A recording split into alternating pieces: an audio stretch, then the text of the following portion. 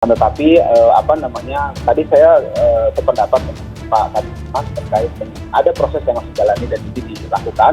Adapun proses yang lainnya yang memang kita minta keadilan ditegakkan juga, insya Allah kita akan dorong seperti itu. Saya yakin insya Allah ya Polda Jabar akan memprosesnya dengan profesional dan proporsional. Ya, jadi proses penyidikan yang dilakukan di Polda Jawa Barat ini terkait dengan laporan saudara TNA. Jadi sampai sekarang belum ada pemeriksaan yang memang terkait mengarah kepada orang lain. Kita baru fokus kepada laporan yang diberikan dan saksi-saksi yang terkait dengan kejadian yang terangkai dengan saudara TNA. Jadi ini memang semua dalam pengembangan. Nanti proses pemeriksaannya yang akan lebih memperjelas lagi nantinya. Sebenarnya Habib Bahar kapanpun, dimanapun, saat apapun, insya Allah siap dengan apapun resikonya. Karena memang beliau tahu resiko menyuarakan kebenaran itu adalah ya banyak antara lain seperti itu. Dan insya Allah dia siap apapun. Tapi kita harapkan yang terbaik, insya Allah tidak seperti yang dikhawatirkan.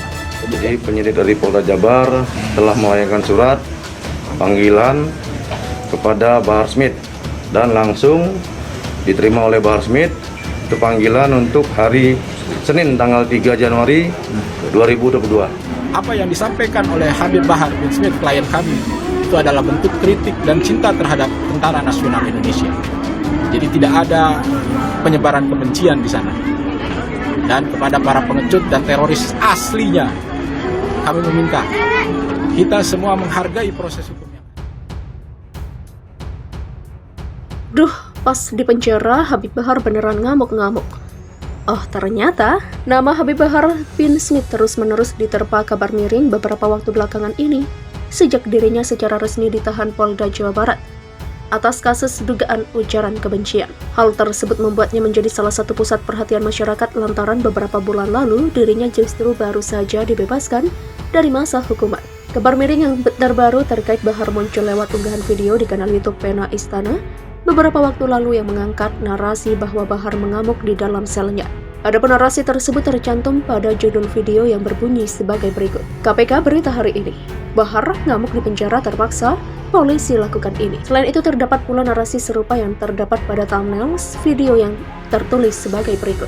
Breaking news, Bahar ngamuk di penjara hingga polisi nekat lakukan ini. Untuk cek fakta, ternyata klaim dalam narasi tersebut adalah keliru.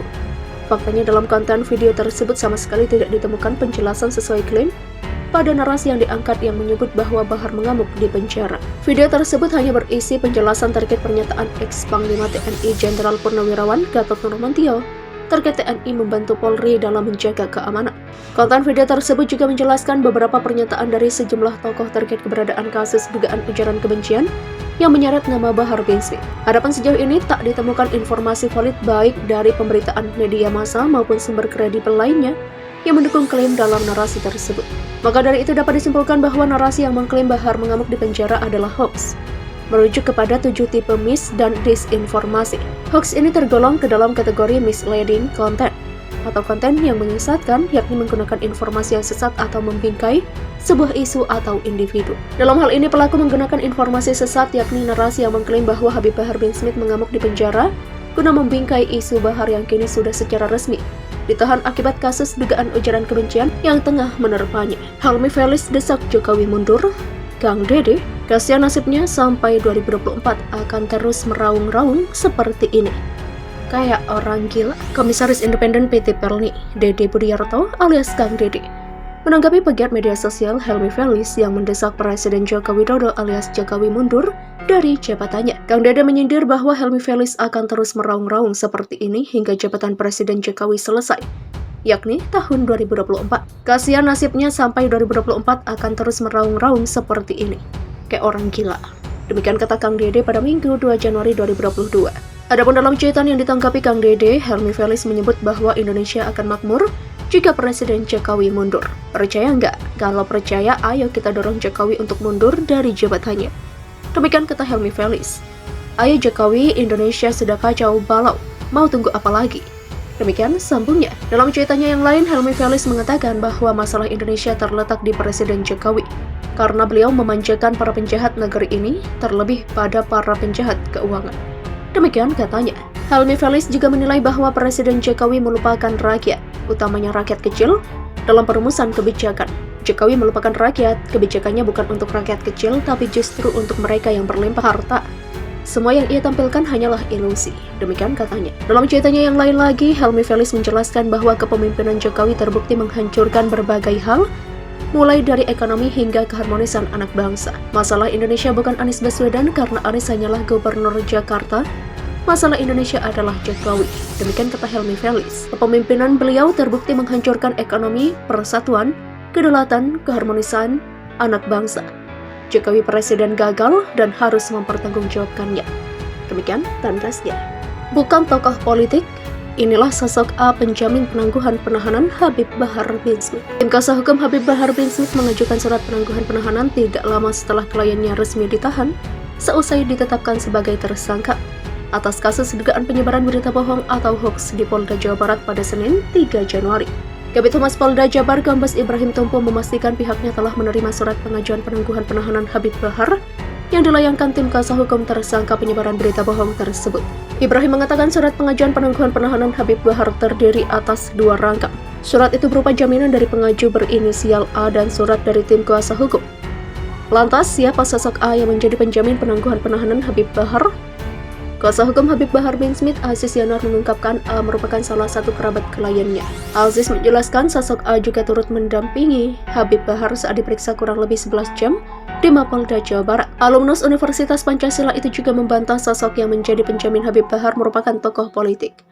Sebagaimana diketahui, Habib Bahar bin Smith ditahan di Mapolda Jawa Barat setelah ditetapkan sebagai tersangka kasus dugaan penyebaran berita bohong pada Senin 3 Januari malam. Hal ini disampaikan dalam salah satu ceramah di wilayah Bandung Raya, Provinsi Jawa Barat. Penyidik Polda Jabar mendapatkan 2 alat bukti yang sah serta didukung barang bukti untuk menetapkan Habib Bahar sebagai tersangka. Habib Bahar ditahan seusai menjalani pemeriksaan selama kurang lebih 11 jam di Mapolda Jabar. Memanas, Habib Kribo ditantang Habib Umar Assegaf soal tudingan HRS tak Islami. Mari kita tunjukkan. Kontroversi Habib Kribo atau Habib Zain Assegaf masih menjadi sorotan publik di media sosial. Baru-baru ini, sosok Habib Umar Assegaf muncul ke publik lewat video yang beredar di media sosial. Ia melontarkan tantangan kepada Habib Kribo untuk berdialog secara langsung. Habib Kribo ditantang Habib Umar Assegaf soal tudingan Habib Rizik Syihab yang tak Islami.